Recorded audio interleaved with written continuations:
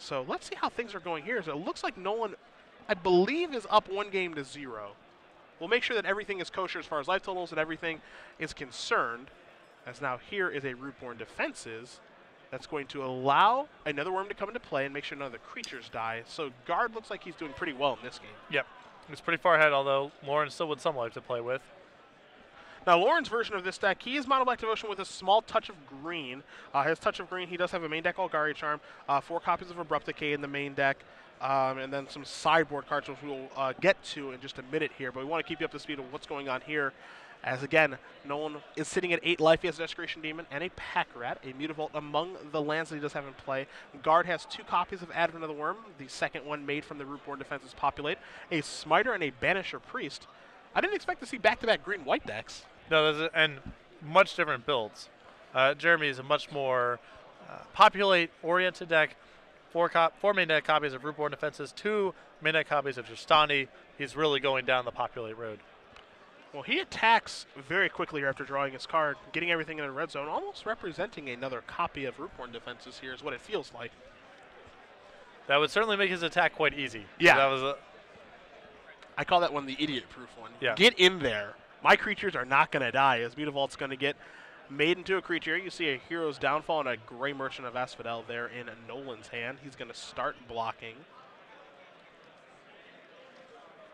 So Lauren has to try to make blocks here where he gets blown out the least in the event that there's a Rootborn Defenses while trying to protect himself from... It's basically trying to split the difference here.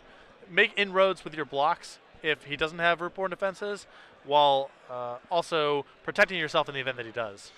And just to make sure that things are clear for you guys there at home, Banisher Priest is actually eating a Pack Rat. The Pack Rat is not in play to block with. So after the dust settles here, that Mutavault's going to bite the dust. Some things are going to trade. Guard's board position is still quite good, as he did have another copy of Rootborn Defenses. And we'll see what the former Invitational Champion can do, which is play a Gray Merchant. Going to move Nolen up to 8 as the devotion count, 2 from the Desecration Demon, 2 from the Gray Merchant. But he is empty-handed right now.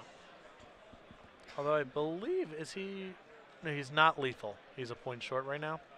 Yeah, if he can kill the Desecration Demon, or I mean, play a creature pre-combat to tap it. Then he has lethal. Celestia Charm will also do the tick. Yeah, you put the worm in front of the Gray Merchant, it'll trap over for 1, so that's 1 plus 5 is 6, 7, 8, 9, 10, 11, 12. So more than enough, as Jeremy Gard's going to tie up this matchup here. Green-White Tokens versus Mono Black Devotion going to go to a 3rd and final game here in round number 3. You've got Nolen's deck list in front of you. Actually, you've got, Gard's deck list in front of you. So how can he turn things around? So again, really populate-oriented list. 2 copies of Heliod, 2 copies of Tristani, 4 main deck copies of Rootborn Defenses, alongside 4 Celestia Charms, 4 Call to Conclaves, 4 Advent of the Worms, 4 Soldier of the Pantheon, 4 Experiment 1, 4 Voice of Resurgence. So a lot of the good green-white hits backed up by a lot of populate effects. In his sideboard, he has 3 Mistcutter Hydras, 3 Bramble Crush, 2 Banisher Priest, 2 Pything Needle, 2 Boon Satyr, 2 Fleeceman Lighter, and an Ajani. I'm not quite sure why Fleecemane and Boon Satyr are in the sideboard or what particular matchup he's trying to address. I do like the additional copies of Banisher Priest, as blocking's reasonably powerful against Jeremy, and the Mono Black Devotion deck has no end of good blockers. But otherwise, and I like also bringing in the additional Ajani. Planeswalkers can be pretty powerful against Mono Black in these drawn-out games. But otherwise, I would pretty much keep his base roughly the same. Taking a look at Nolen's sideboard here, the obvious card that's coming in is Lifebane Zombie. There are only 2 of them, but they're certainly in his deck right now. I don't think those are coming in for game number 3. 2 copies of Devour Flesh, 2 Doomblade, a Graves of Granite, a copy of Erebos, 2 Duress, 2 Dark Betrayal, a Vraska, and 2 copies of Golgari Charm. So, Lifebane Zombie is the obvious one. 2 copies of Devour Flesh. Obviously, you like removal spells against green-white, but how good is this particular one in this matchup? Well, Jeremy has Experiment 1 and Soldier of the Pantheon and Voice of Resurgence, all of which Devour Flesh are pretty poor against. There's also Heliod, if we get to that point in the game. So, yeah, it's removal spells, and removal is pretty valuable against green-white decks. But Jeremy has a lot of cards in his deck that make Devour Flesh well below average. 2 copies of Doomblade I think are pretty easy to bring in, so those are going to be in here. Gaze of Granite. Nice. I like that one a lot. It's really good against token decks. Yes. I think that's almost certainly going to be in here. Erebos probably too slow in this particular matchup, even though Nolen will be on the play this go-around. 2 copies of Duress. There are quite a few spells in Gard's version of green-white. But, I mean, again, it can be a pretty narrow card, but at the same time, taking a card like Rootborn Defenses is pretty good. Yeah, and Lauren also needs to just be kind of efficient with his mana, too. You know, the place where the Black Devotion deck gets into trouble here is a lack of mana efficiency. And so having things to do on the first turn is really valuable, because often it's doing very little. 2 Dark Betrayals, not so much. Vraska's a little bit too expensive in this particular matchup, more for your Devotion Mirrors. And then 2 copies of Golgari Charm, where the modes in this one don't seem so great in this matchup. No. Yeah, I don't think that this is really going to come up too often, as Nolen's going to start off with an Overgrown Tomb. He keeps his 7, as does Gard. He's going to play a Temple Guard. We're underway in Game 3 here between Nolen and Gard, as a Pack Rat is going to show up quite early here for the Mono Black Devotion player, threatening to take over the game all by its lonesome. A lot of pressure on Jeremy here to do something pretty good on this turn, as Pack Rat can run away with this game without too much difficulty. Yep. No play here for Gard. Could, of course, have a card like a Selesnya Charm to actually make a creature, but Nolen's going to play a Mutavault for his turn. He does have a copy of Lifebane Zombie in his hand. He also has Underworld Connections. Of course, this begs the question, and Zvi Maushevitz wrote about this, and I do reference this article a lot because he is much smarter than I. Do you play Lifebane Zombie? Do you play Underworld Connections? Or do you just activate the rat? I like activating a rat here. I do, too.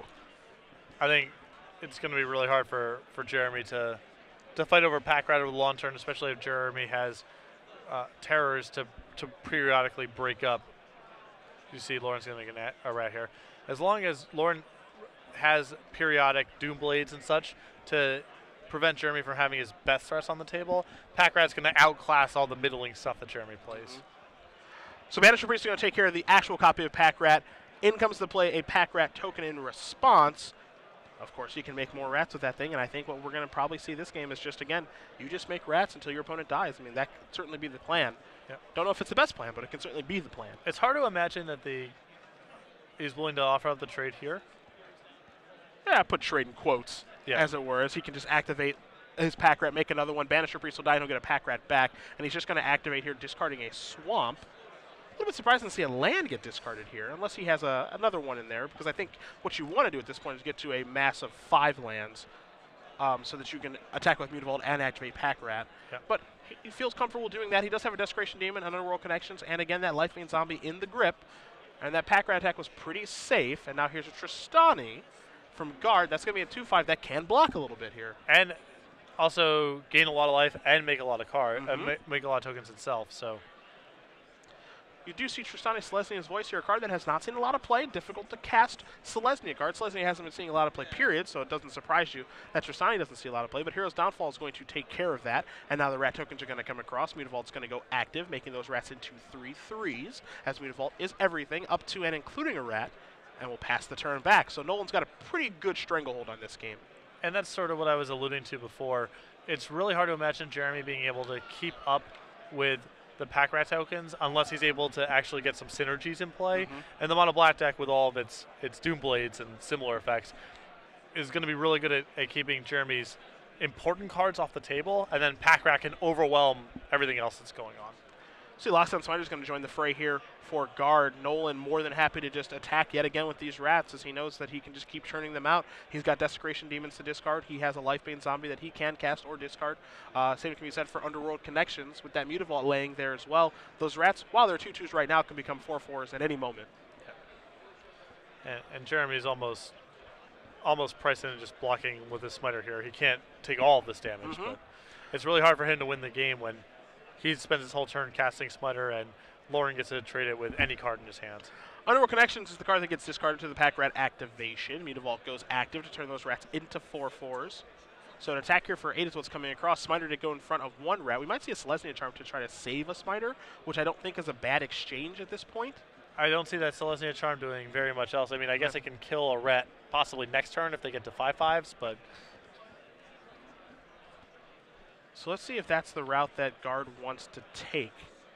Let's turn his Smiter into a 6/6 to be able to kill a rat. He'll take 4. He'll go down to 8. He'll have to contend with, again, 2 rats and a Mutavault. And I think that's what he's going to do. So there is the Selesnya Charm. And he does have multiple copies of Advent of the Worm in his hand, Patrick. So as strange as it seems, he might be able to come back from this a little bit. It's certainly not going to be easy, but Advent of the Worm being a 5/5 is certainly important right now. The biggest problem is that if Jeremy says go, Lauren can just pump the brakes and put the pressure on Jeremy to do something first. Lauren has all the time in the world at this point to just make rats and wait until the coast is clear. So there's another copy of Smiter that's going to come into play here for Gard. Opting to go with Smiter as instead of Advent of the Worm, maybe that means that he's drawing another Selesnya Charm to be able to save his Smiter yet again. Right now, as you did mention, however, Nolen has the option to just slow way down, maybe just cast that Lifebane Zombie and just get in that way. And then Pack Rat can just play on the defensive. yeah, there's no real rush, especially, I really like making rats here and just waiting until you draw a Doomblade or similar card, and then it can pretty easily take the game over from there. And that's what Lauren's doing. He's pumping the brakes here. Now, if you're Jeremy, this is both good and bad, right? Because on the good side, it's like, okay, I get a little bit of breathing room, so I can actually start trying to establish a bit of a game plan here, as he did draw another copy of Tristani for the turn, which is a big draw. But at the same time, that means that, okay, a rat's coming now, and then a rat can come on the following turn. And if he draws a land, that means that 2 more rats are going to come, and can I handle all of this pressure? Yeah. Now, Jeremy's doing some reasonably powerful stuff, but there's just, and that's a big draw. Decay. Abrupt Decay, as that allows him to make a rat and also Kill a blocker. do something. Yeah. And this is what you alluded to a little bit earlier, just the fact that he can break up some of the things that Jeremy's trying to accomplish, which right now is just build a wall of stuff. That's all he's trying to do. Here comes the attack, and that Abrupt Decay could, for example, kill the Banisher Priest if Jeremy gets sloppy about his blocks with his Smiters and his Tristanis. This is also a lethal attack coming across, so Jeremy has to start throwing things in front. And now you see that he realizes, does Jeremy, that I have to block. I have to get a little bit more creative with my blocking, maybe, and so that's what the blocks are going to be. You've got Smiters in front of rats. You got Tristani in front of another rat. Nolen can very simply just make a rat and then activate Mutavault. So he's not even priced into casting Abrupt Decay at this point. Right. So you're going to see a activation of a pack right here. Probably going to discard Desecration Demon. I think he's going to want to leave himself with the ability to use Lifebane Zombie if he needs to. Yeah, it's hard to imagine.